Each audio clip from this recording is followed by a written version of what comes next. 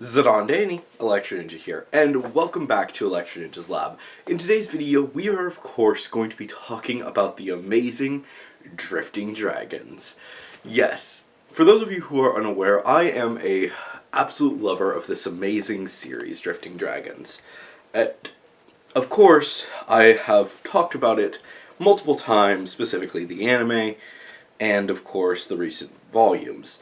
But the latest volume, Volume 9, recently came out, and I'm finally getting around to reviewing it. Wow, it's been 2 weeks since this came out? That just shows how much I'm struggling to stay on top of things. But anyways, this volume, of course, leaves off right where the last volume left off, with the crew of the King Zaza just narrowly escaping, death. The crew has just come across, has taken down one dragon and hooked it. They're excited. Everything seems good. They've got it ready to go, and then another dragon appears. And this is a dragon that the OG members of the crew all recognize, because this was the thing that destroyed ships. Specifically, Kroko, the acting captain, has an intense flashback of when the ship went down. And that is, needless to say, a bit terrifying. And on top of that, this volume is specifically focusing on the idea of fixing up the ship. And they work alongside many different people. First, bringing in the food that they just got from the dragon, the meat that they just got from the dragon, to give to the, to actually try the meat. But then they call on the aid of this dork.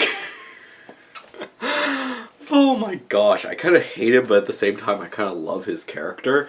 But basically calling upon the richest family that they know to basically have them help them out and rebuild their ship, while also needing to sell all of the meat and other items so that they can make enough money to both fix the ship, but also make it a lot better. From that, they then make their way to the biggest city, let's just be honest, it's the biggest city, and then they have to deal with a dragon! This dragon, to be specific. Basically, dragons have been falling out of the sky over this town recently. No one exactly knows why, but it's up to the crew and the rich boy to go around and figure out what exactly is causing this issue. Which they do. Which actually is kind of surprising what they managed to accomplish within this short amount of time. And they're even able to save the city with, well, really a lot of great things happening. They are now able to afford getting their ship fully repaired, but also getting it ready to fly off once again, but a ton better. Able to possibly even take on this electrifying dragon. This dragon that could easily kill them, but they now have the means to actually take it down, to save people from one of the most insane dragons that there is. I've mentioned so many times how much I love this series, because, well, sure, Takita is the main character of this series. She's not necessarily the only main character. The entire crew is a main character all to itself. The ship is a main character all to itself. This is something that you don't really see too often in many stories. In fact, I've seen this more in video games than actual TV shows or manga or basically anything. A thing that is not living actually being the main one of the main characters. A collection of people being the main character. Sure, Takita and Mika are 100%, they are supposed to be the main characters that you are supposed to relate to the most, with Vanny being close up to them, as well as Jiro, or Jirard, however you want to say it, because obviously the anime, they changed his name to Jirard, not the point. But these are the characters that we're dealing with in this series. And sure, there's a few others that have some importance, but most of these other characters just don't really have as much importance. Like, I'm constantly forgetting the chef's name. I'm constantly forgetting all of the three people who work in the engine room. I am constantly forgetting most of the different actual members of the crew. Sure, remembering Gibbs is easy, or Kroko is easy, because of the fact that they are main characters, but that they are pretty close to the main characters, but the important thing is less of them being separated, being main characters in the form of how My Hero Academia plays with them, or Assassination Classroom plays with their characters. Instead, they are a collection, a group of people, and I guess actually they are closer to Assassination Classroom. Just think about that. How many characters do you actually remember the names of from Assassination Classroom? Which, remember, that is about the same amount of characters as you see within Drifting Dragons. Probably you might think, oh, Karma, Nagisa, and then start listing off the rest of them, but you're never going to get all of them. You are constantly going to forget one or two. The nerd guy, do you even remember what his name is? Probably not. Tarasaka? Yeah, you might remember his name because he's an asshole, but that's pretty much it. These characters have so little development because they are developing as a group. That is what this whole point of this series is, and I think that's why I'm latching on to this series so much. Because one, it does something that we haven't really seen much before. Honestly, just think about that again.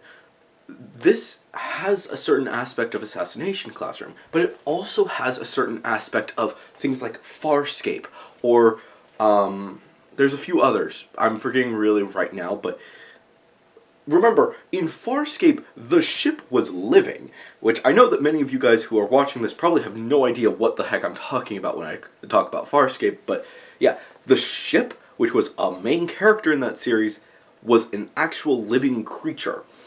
In this, the ship is not a living creature, but instead a culmination of all of the characters, and yet it still feels like its own living, breathing thing, even though it's not actually living.